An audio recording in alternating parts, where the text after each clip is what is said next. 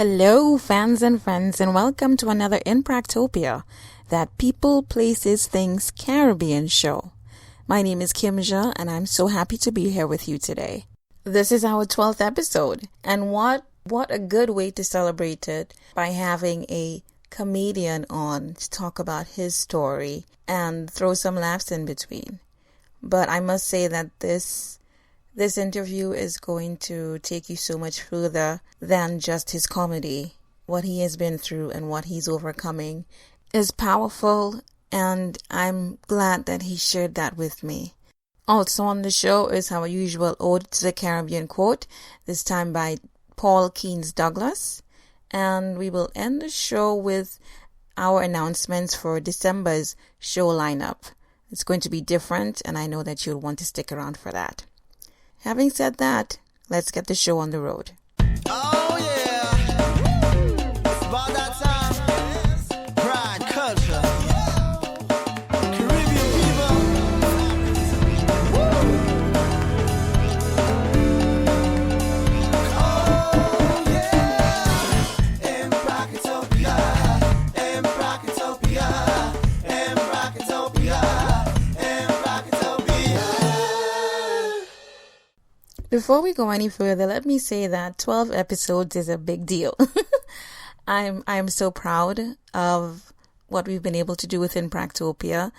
The cadre of people that we've had on the show, their vast range of experiences and what the Caribbean has meant to them, what some of them are doing to give back, has all been part of my big vision and my big plan, what I thought Impractopia could be.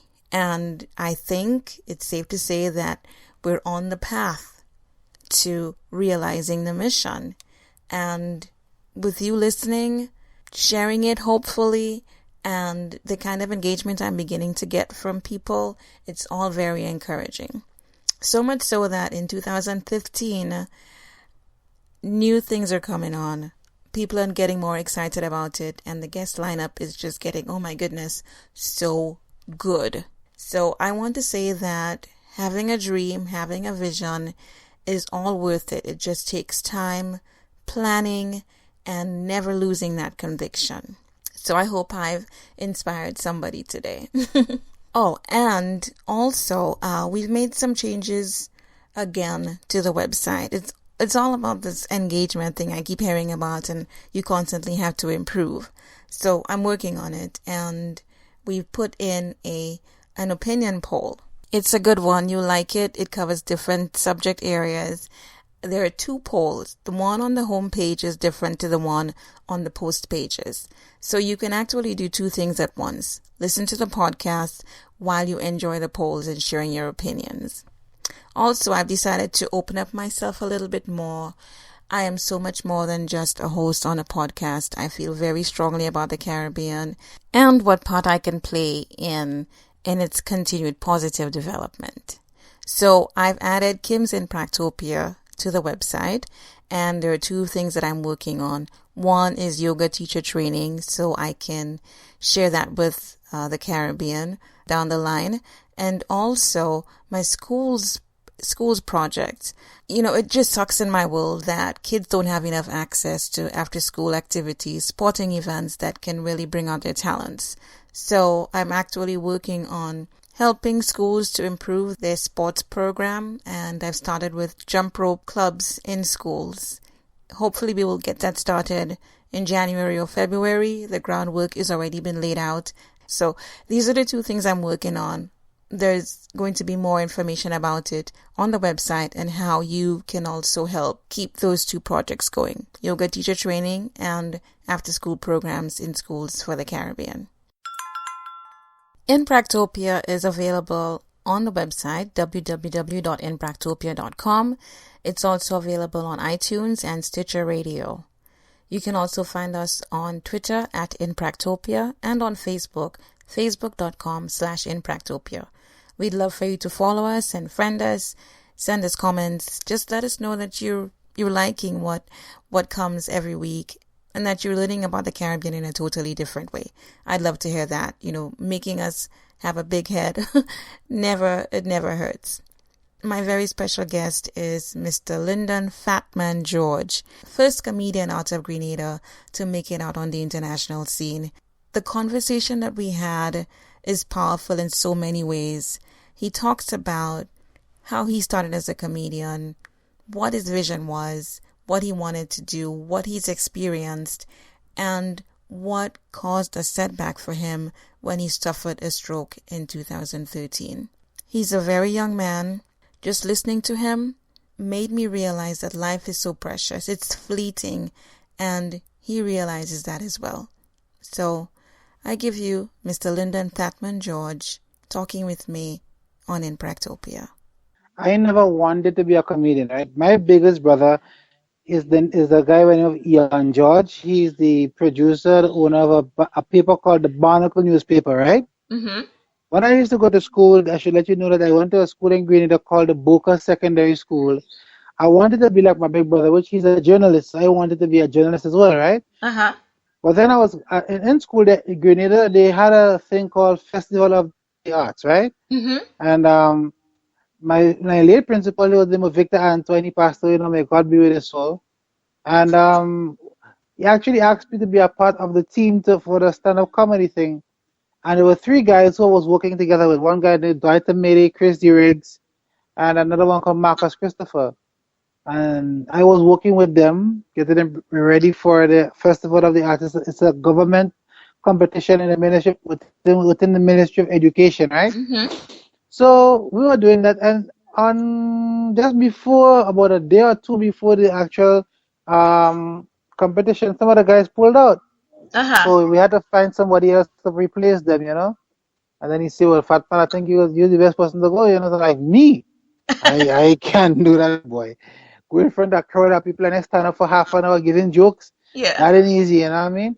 So I did that. I wasn't something I really wanted to do, but I won. I topped the list in the preliminaries. I topped the list in the semifinals, and in the finals, I actually walked away with the title stand-up comedian for the different in the secondary school within the Grenada, right? Wow. So that was just like a natural thing. You didn't know you could do it, and you did it. Exactly. I didn't know. I mean, so when that happened, I was like, okay, Fatman, it look like something working on here. So then they had this thing called winners in concert. So like who was doing like art fest, folk singing, ballet dancing, and all this other thing. They came out and they took part in the different categories, and then the winners of every category had to perform in a winners concert. That's why you bring your parents, your school teachers, and principals, and everybody came to that big concert. Mm-hmm. Well, boy, little did I know now that was the icing on the cake for me right there, because from there, the Ministry of Culture took me up. We had a new stadium built in Grenada, and they were having the first independence celebration in the national stadium, which we were celebrating 25 years as a nation at that point in time. And what happened was that they asked me to perform there. So what I did, I went, I performed there, and it was really good, really, really good. Mm-hmm. So then I started to work because I just left school. I was selling insurance at that point in time. Mm-hmm. And the selling insurance, my manager at the point in time was the president of the Carnival Association. His name was Rudolph Ogilvy. He passed away as well. But where the hell, like everybody who helped me dead, boy. Yeah. So then I went and got little calypso shows to do, soca shows, and so forth. And it started from there. And that year I say, what, Fatman, but if you continue this thing, boy, you're going to make it big. Mm-hmm. But then it's like, what, boy? So it went on, and then I went and I did the semifinals in a place called Tantine. It's a place where we have a playing field. And what happened, I went and I did a Soca Monarch semifinals there, where I got stoned, boy. I get stoned. Mm-hmm. Yeah, because there was a particular guy called General People. He had a soca song. When you don't have something, don't borrow nothing. When you don't have something, don't borrow. So the crowd was really into it, right? Uh-huh. But in the calypso tent now, when you meet a guy and he's going on really good, I always said, "Do you want to hear this guy again?" And everybody, yeah, I took it for granted. I didn't know that in a semi-finals you couldn't do this. I brought back the guy and people wasn't. That didn't go down too good. So I saw Heineken bottles, I saw Stag bottles, I saw Carib bottles. Everybody was just flying bottles at me, boy. So I had to run off the stage and hide and come back and apologize because I didn't know, Mm-hmm. Yeah, and then it happened from there, and then I started to get little gigs here, little weddings, in fact, a lady called me to do she husband's funeral and all that, so she had to be really happy this man dead. For a man to come and talk shit in her husband's funeral, Yeah, so that's how it happened, and I took it from there, and I just started aspiring to higher heights. Mm-hmm. I started to move like Leap, just Like keep going Leah. higher and higher and higher. Yeah, Uh-huh. Caribbean Airlines and so, yeah, and I keep growing, and then it just started to happen for me, at that point Mm-hmm. in time. Yeah. Yeah, it just seems that for Caribbean people who have that ability to make other people laugh, the opportunity does come for a lot of shows, especially in the carnival season. Well, yes, because that is one of my biggest market. Like when Carnival come, sometimes I get to do like the Mardigan competition, the Soca Mona competitions. At one point in time, I got to do a Queen show one year, which was very good. I mean, it's just you need to work on your stage presence. So when you're on stage, people are happy to see you. When you go there, you need to make sense. So you were able to get some gigs and travel the Caribbean quite a bit. How did that start to happen for you? Well, I must say thanks to this gentleman from Trinidad called Larry Joseph, because he was the first person I left. He came to Grenada. That time they had the Grenada Comedy Festival, which was produced by a gentleman by the name of Mr. William Monroe, right? Mm-hmm. He's the gentleman that normally do a Trinidad Soca Monarch. I had to perform there, and I performed there, and Larry Joseph is like, the man just fall in love with me that night. Like, Mm-hmm. I have to bring you to Trinidad. And I went to Trinidad, did a couple of his shows. Then I was abducted by Howard McLeod. He normally do a show called Caribbean Kings and Queen of Comedy in Brooklyn, New York, at Brooklyn College. Mm-hmm. And I spoke to Mr. McLeod the first time. He said, "Boy, nobody never heard of a comedian from Grenada. Right. And why would I take a chance and bring you here? People don't know you." So I mean, I felt down. I was really depressed and everything. But then he said to me, "Listen, there's a show in Miami at the end of September. Let's do the show in Miami. Based on how you do in Miami, we'll give you a contract in New York for Mm-hmm. a period of 10 years." So then I said, "Okay, that doesn't sound bad. But we can't pay you. No money. We can't pay you. But we'll give you airline ticket, hotel accommodation, transportation, everything." Mm-hmm. So like, okay, no problem. I took it, and then I went to Miami. When I reached the airport, I see Mm-hmm. the little white red nose man come out with a black and white suit with that hat on his head, and he say, "Are you George?" "Yeah, that's the man, George." I said, "Yes, I'm Fatman George." The man take my bag and thing came and Uh-huh. roll it and have me walking far in some parking lot, some underground parking lot. And I see the man in a limousine. I say, "What? Limousine? Okay, me bang for money again, I mean, I ain't paying, but I get to ride in a limousine. I never did that before." Right. So, You felt like you were eh, living large by then. definitely. So I went with him, and in fact, I sit down and all I am seated in the limousine. I mean, I was like a real baby that time. I circled the whole car. And then no, he actually drove me into a wrong destination. He took a wrong exit. The show started about 2 hours late, so everybody in the Mm-hmm. audience is upset. Then he said to me, they said to me, "Fat man, you're on first." I was like, "Me first, boy? What the hell is this?" So, well, I didn't even get a chance to iron my clothes or nothing like that, right? Uh-huh. So I just went on stage in a red suit I had to perform in. I had to perform for 5 minutes. Mm-hmm. After the first 3 minutes, you get a light signaling to you that you have 2 minutes to wrap up, right? Right. So I went there and I performed for the first 3 minutes. When I'm looking for the light, I can't see no light. What the light? No light. But you see, I was practicing so much now that I knew when the 3 minutes the Yes. mark was. So I was like, okay, well, I had to finish it. When I look back, I see the man tell me, "Keep going, keep going, keep going. They like it, they like it." I was like, what? Oh, So wow. boy, I will perform it, then I take him. In Mm-hmm. fact, what made it nice for me, when I walk on stage, my clothes are rample. So I let it say, "I'm doing come and I call motor." So I say, well, I hear the ad say just to impress. So I impress nothing. You understand? And that basically broke the ice for me right there. And then there was a lot Yeah. of Grenadians there. Everybody was happy and everything. So that Mm-hmm. worked for me right there. And then I said this point about the money thing to say that, most of the time you ask somebody, "Would you like to become a part of this group?" They're like, "How much I getting paid?" You Yes. can't always you can't always put money at the front of everything. You know what I mean? I Because I agree mean, with look at that. Hmm. If you yeah, have that talent, I think you have that opportunity. Who knows what can happen for you? So if money is that first motivation, a lot of people don't nah, succeed because that is what they're thinking. that's what drives you, money. You know what I mean? I have a passion for just making people happy, making Hmm. people feel good, making how hard it is a man go to work. You having home problems, you having stress on work. All of it is a pressure, and you just say, "You know what? Like, I have $20. I'm going in a comedy show." I Yes. believe you. When you go to that show, you need to leave there with some sort of a relief. You know what I mean? So Hmm. I just try my best to give people that sort of a satisfaction when they come to one of my shows, Yes. and that kind of thing. How would you describe your comedy? Do you think of it that it comes across in a certain way? What is your style? Well, to be quite honest with you, I've always looked up to this gentleman called Tommy Joseph, right? In Hmm. Trinidad. to say, Fatman, you're just like Tommy Joseph. Yeah. So since I used to go to school, like in looking at DVDs and stuff like that, I remember saying to my mommy, like, Mom, I want to be like this guy, Spang Alang, Tommy Joseph, Louis Mm-hmm. Antoine. These are the guys I used to look up to them and say, one of these days I'm going to be just like these guys. Mm-hmm. And within that same year, madam, probably was about 2 or 3 months, I was on stage with them in New York City, you know what I mean? Yeah. And it's just like it. I mean, it was a very emotional time for me when I went to do that first show at Brooklyn College because looking at these guys on TV, YouTube, different websites, I'm like, what? I'm on stage. And when you look at this audience, when you look at about 5,000, 6,000 people in front of you, Mm-hmm. like, whoa. It can be And intimidating, right? definitely, definitely. And I mean, I just come so they will have me starting first. I'm the small fry, you know what I mean? Mm-hmm. This guy from Grenada So that nobody had ever heard of. exactly. I never heard of a comedian from A Grenada. comedian Because from most Grenada. comedians come from Jamaica and Trinidad. That's the Yes. two countries, Jamaicans, and Trinidad. They have comedians from these two places, So it was a bit challenging for me, but I mean, honestly speaking, once you have God on your side, that's the Mm-hmm. most important thing. God, you have to have God on your side. And you pray and you seek and you have a fear for God and you do this thing right, sky's the limit, man. Mm-hmm. So I would think I'm guessing that comedy is on a much bigger scale in Trinidad and Jamaica.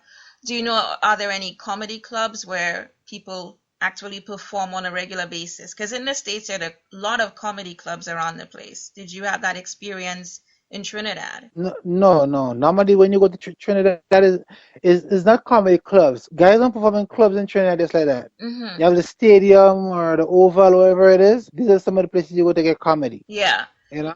Yeah. It seems like that is what comedy on a grander scale is about. Not necessarily on the club scene level, or you go to a building, an establishment where people do their comedy bits. It's more on a grander show kind of level in the Caribbean. Exactly, because most of the promoters, they need to make money. While you're a comedian, you're looking to please people, make people happy. The promoters looking to make a money, right? Mm-hmm. But I have I started working with a particular company by the name of Spice Basket in Grenada. Mm-hmm. It's the newest theater in Grenada, the best and the biggest theater in Grenada. It holds approximately about 1,500 people. Mm-hmm. And I had Oliver Samuel, Larry Joseph, Tommy Joseph, Mendoza, a couple of the guys there, and we had a wonderful show. It was Mm-hmm. 2 nights ram-packed, So I think, once you have your head on and you could do your little marketing properly, Mm-hmm. it's yeah, sky's the limit, man. Yeah. And do you think that Caribbean people are hungry enough for comedy that they would patronize it, and that people like yourself would make a good living being stand-up comedians? Well, now it all depends. A good living, it all depends on your lifestyle, right? Me, I Mm-hmm. live a very simple life, so comedy is my life. This is how I live, right? Mm-hmm. For instance, I'm going to St. Kitts on December 30th. They have their carnival, so I got a gig over there. Mm-hmm. I do a thing in St. Kitts in April again. I do a thing in St. Vincent, Antigua, Barbados. Wherever I get to do a gig, I do a gig from time to time. Because, once you're popular, people would ask for you, they would request you, you know what I mean? Mm-hmm. And I'm just going good. I do a show in New York once in a while, go to Toronto once in a while, Montreal once in a while, England once in a while. But sometimes, like for a year, you probably go to the States like 3, 4 times. Mm-hmm. Mm-hmm. Yeah. But it's good. It's good, good, good. I'm glad to hear that. I think I wanted to get comedy in the Caribbean is a lot of storytelling. Is that still the norm, or are people doing more punchline like what they're doing in the States and Canada or so? I know more established comedians, they do a lot of social commentary. But to me, when I was growing up and we listened to Paul Keen's Douglas, it was more storytelling jokes kind of thing. Well, you have different comedians. You have people like Larry Joseph who do skits. So you go to the hospital and you have some issues there, he would put it in a skit and crack you up. Tommy Joseph would use the same situation and sort of bring it in a sort of a way that he sort of you have to sort of a thing to bring out the punchline, right? Mm-hmm. That's Tommy style. Louis Anton would echo that whole thing for you. Me, I will tell you as it is, Yeah. raw as a cucumber. That's me.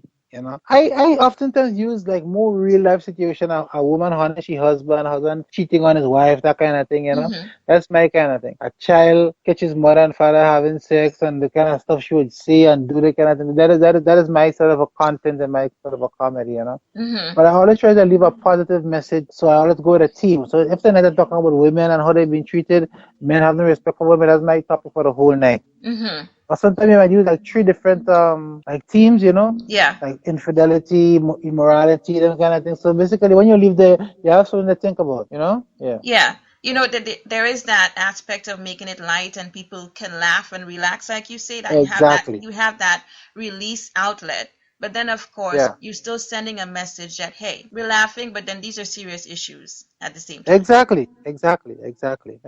So that is how I do my stuff, you know. Mm-hmm. So that's why I always have fresh material. It's never a dull moment with me. Remember last year, December, I had a stroke, Mm-hmm. which sort of put me in a very awkward position right now because it affected my walking a bit. Yes. But I was reliably informed that my recovery is based on me and how much I put out, you know. Yes. So, and I'm very happy because I saw persons after me, friends of mine who got stroke and they died instantly. Yeah. So And I George, say, you seem to be a relatively young guy to have suffered a stroke. So that must have been something that, really, really affected you. boy, I telling you, I mean, if I wasn't the sort of a person I am, high spirited and very strong and strong motivated person, very ambitious, I probably would have been 6 feet under today, you know what I mean? But truth, all God is good and He is there with me, and I know that the mere fact that He saved my life is because I have a reason to live, I have a You purpose for do, living. you do. And I'm so glad that I pulled you out. Like I said, I wanted to talk to somebody from Grenada, and yeah, I was surprised. Yeah, there's a comedian from Grenada, and now you're sharing your story. And you had this setback, but you're still positive that you're going to come back from it, and even better. Yeah, I am. I mean, the whole stroke happened was just so funny, right? Uh-huh. Because I was like about 3 days before Christmas Eve, right? Mm-hmm. I was walking, I couldn't walk straight. I keep had to hold onto the walls, hold onto vehicles. I was staggering a lot, right? Mm-hmm. So my partner was saying, boy, Fapa, you need to take some rest. You need to sleep. Once you're not sleeping, these things would happen to you. Right. Where the hell is this boy? Sleep, boy? So I decided no, Christmas Day, I'm not doing nothing. I'm watching TV for the whole day and I go down and sleep. Mm-hmm. So I got Transporter 1, Transporter 2, Transporter 3. And I bought this movie called Salt Mm-hmm. with Angelina Jolie. Yes, I remember So that movie. Uh-huh. right. So I looked at Salt about 3 times because that movie was really nice. Huh? Uh-huh. And when I finished watching Salt, that was Boxing Day. When I get up, I fall down. I was like, what the hell is this, boy? How come I'm falling like that, Mm-hmm. So then I said to my brother, his name is Leon. I said, drop me to the hospital. Mm-hmm. When I went to the hospital, the doctor said to me, I have some big word. I said, if I not break it down, you see you're catching a stroke. I said, that you're fighting so hard. He To told me I'm tell catching a you. stroke. Some big terms, boy, big Yeah. terms. He's like, it's not there as yet, but you're getting there. Oh. So, but I had a show that same night. So I'm like, well, I have a show, That you can't do that show. If you go to that show, it's going to be a big disaster. Mm-hmm. So they sent me on a ward and all kind of thing. Now, going to the ward, that was the first kicks in the hospital, yes? Going to the ward now, there was a man on a wheelchair, no hands, no foot. Uh-huh. And he cussing, boy, cussing. He's a big man. And he do like nobody push him around. Mm-hmm. So I was like, what the hell is this? This man on a wheelchair. You can't walk, you have no hands. No hands, And yeah. you don't want nobody push you around. So somebody must push you, you know what I mean? Yeah. So, I mean, that was a bit funny for me that night. And I Mm-hmm. went downstairs and I was in the hospital for like a week and a half. And boy, that's just like God. I was just so grateful to God for saving my life. That, and I mean, And a I'm lot of grateful that you're here to talk with me too. And well, I'm very happy that you asked me to. yeah, we're talking about comedy, and then we touch on a serious topic as having a stroke. And like the doctor said, the recovery is totally in your hands. Definitely. And I want to urge persons, sometimes you're looking at information now on the internet or wherever, and you're probably hypertensive, and you decide, you know what? Mm-hmm. I ain't feeling no bad. I ain't taking no tablets. Because everybody's scared of this tablets and after effects. But listen, I'm a comedian. Yes, I know I take everything for a joke. Mm-hmm. But you see your medication, you don't joke with your meds, man. Take your meds. If that's what it Yes. is, that's what it is. Your life, People say, George, if you don't have your health, you have nothing. nothing, So exactly.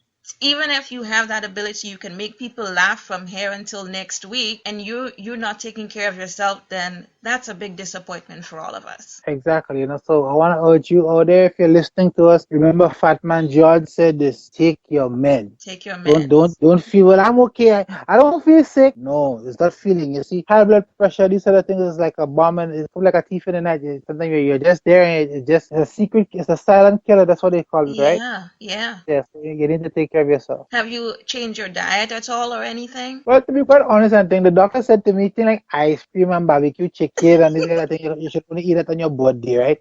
So I have a body sometimes every day, every other day is my body sometimes because I mean these are things I like. But on a Yeah. serious note, I had to do some little adjustments, Mhm. Like eat a lot more fish, a lot more salads, a lot more greens, these kind of things, And you So know, I had George, to, yeah, you have your themes. Maybe that's something that you can put into your comedy as well, well, moving boy, forward. And then that's a very positive message that you can add for people in your comedy. definitely, and that's what I intend to do that. Mm-hmm. But basically, I just want to urge persons to take care of yourself. Your health is your wealth. You know what I mean? Without, Yeah. for instance, I'm sick right now and I don't even feel. It's like I'm recovering. I could feel a little like every day. I could do something that I couldn't do the day before. Mm-hmm. Like I could even put on my shoes. I could even bail for myself. Mm-hmm. And look at me today. I'm back. You're back and you're going to be so much better. So, George, you have some things coming up in the next month. And what's 2015 looking like for you? Boy, this year 2015, I'm gonna be doing a double year because I've lost so much this year. Yeah. Kim, that I have to make it up next year. Have to one way or another. Next year it has to be very very successful for me. In fact, I'm considering going and study as well. Because there's a lot of things I want to add to my career Mm-hmm. that I need to get some little documents and little accreditation and so forth. So I'm trying to do that next year. And but comedy, I mean, I'm looking to do it big next year, man. Really big, huge. Huge. I like the sound of that. Huge, huge, huge. Yeah, So, I'm looking to do some stuff in Grenada that has never been seen before in Grenada. it's always good if you're that first to start and you make that big splash, then it's up to other people to try and top that. But I believe that you Exactly. can do that. To leave a little island like Grenada and come to New York City to perform, that's a big plus, you know what I mean? Mm-hmm. And these things I've been doing for quite a while. So I mean, honestly speaking, we have a lot of good comedians, we have men like Robert White. In fact, before I got sick, there was this one guy called Lister Noel, right? I Mm-hmm. decided I wanted him to become a comedian as well. But he used to do little skit plays and stuff like that, and I decided, you know what, you're good on your own. Yeah. Don't have this 1,000 man behind you. You're good on your own, you know what I mean? So I brought him in, and he's doing very well now in Grenada. In fact, he did and I was sick this year. He did the Calypso competitions. Mm-hmm. A lot of the shows that I used to do, he did it this year. Okay. So I mean, and in fact he's putting on his own show on the 27th of December, and I'm gonna be there to perform for him, just to show my support and appreciation for Yeah. his success. Because if somebody didn't give me the opportunity, I would not have been who I am today. So I'm giving him. I'm doing this for him. Yes. And so you need to do that. Thank you so much for agreeing to talk with me. No problem, my darling. Anytime.